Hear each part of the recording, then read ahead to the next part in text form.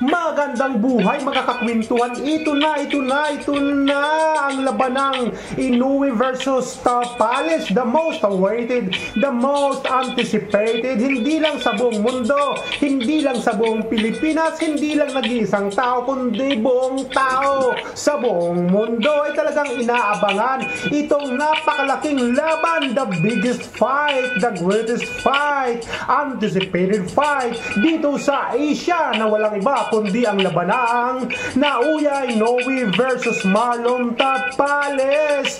At sino ba magwawagi? Who's gonna win? Who's gonna win? Sino ba ang beat nyo? Sino ba ang inyong gustong manalo? Siyempre sa lahat ng Pilipino, walang ibang gustong ipanalo ang labanang ito kundi si Marlon Tapales. But before nating isipin yan, siyempre ang mga Japanese people naman ay gustong-gusto nilang manalo si Naoya Inoue to prove to all over the world na talagang boxing fanatic na si Inoue talagang pinakamagaling. Pero hindi naman magpapahuli at hindi rin magpapatalo ang mga Pinoy fanatic ng boxing na kung saan gustong-gusto nilang manalo ang kanilang kababayan na si Marlon Tapales. Before natin sabihin yan, talaga mga kakwentuhan ay wala naman tayong magagawa kundi ang dalawang magkalaban lamang ang maghuhusga nito.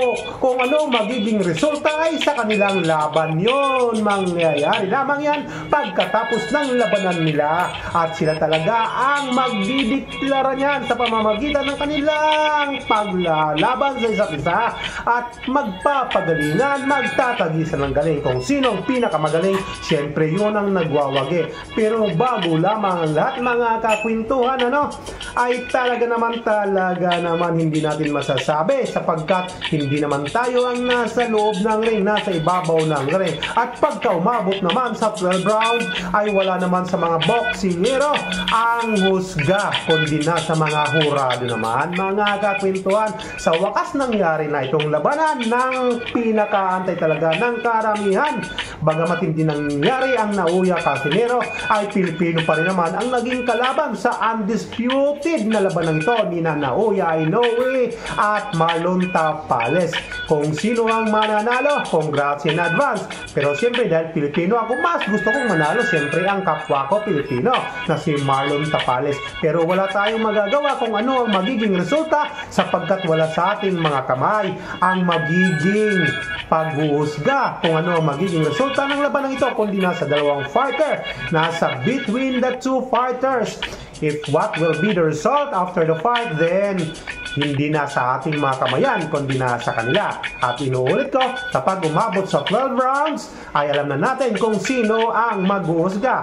Nasa mga husgado naman yan, nasa mga judges, kung sino ang kanilang nakitang pumabor sa labanang ito ay siya naman ang magwawagi. Siya naman ang idideklara ang mananalo sa biggest fight, the anticipated fight, not only here in the Philippines but all over the world for sure. Inaabangan ito ng mga iba't ibang lahi na boxing fanatic dito sa boxing larangan ng mga boxing talaga naman sapagkat sa buong mundo ay walang ibang inaantabayan kundi ang mga pinakamagaling sa larangan ng pakikipagbakbakan sa loob ng ring, di ba?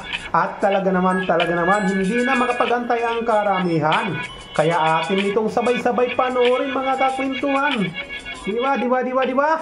Talagang kung sinong magwawagi, congrats talaga.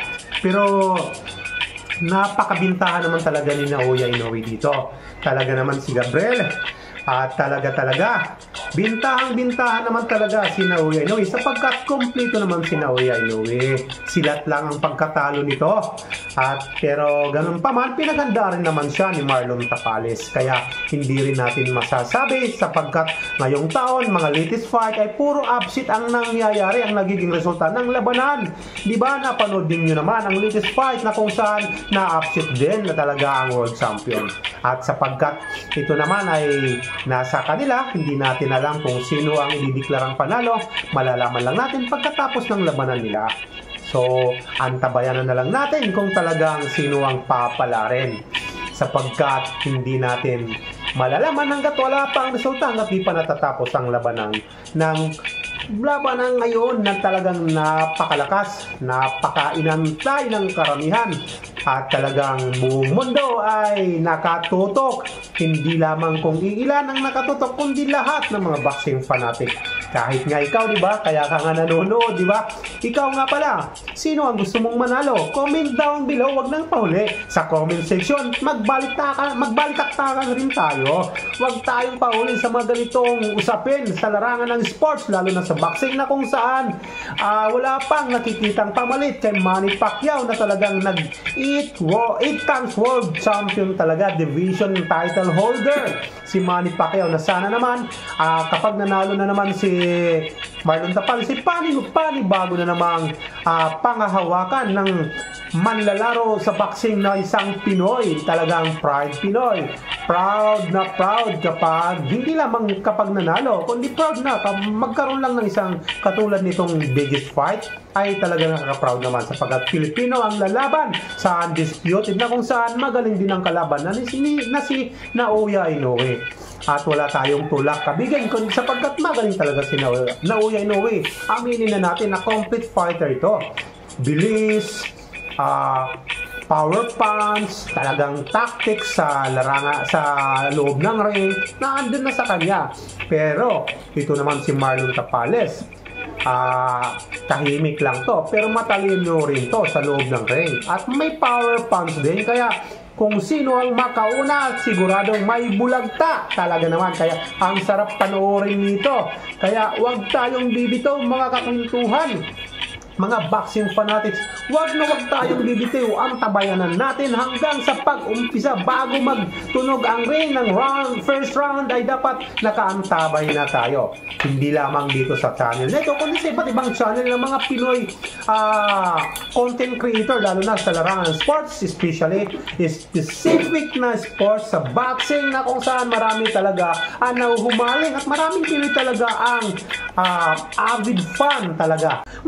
Maraming salamat sa panonood mga kapintuan, mga boxing fanatics, lalo na yung mga umabot hanggang sa dulo. Maraming salamat. Saludo ako sa inyo. Sana'y masuportahan ninyo ang ating munting channel sa pamamagitan ng pag-like, pag-share, at wag na wag kalimutang paki-subscribe naman, lalo na sa mga bagong salta sa ating munting channel dito sa Kalye Kwento 821. At wag kalimutan, please lang, wag mong kalimutan, wag mong kalimutang pindutin ang notification bell para lagi kang updated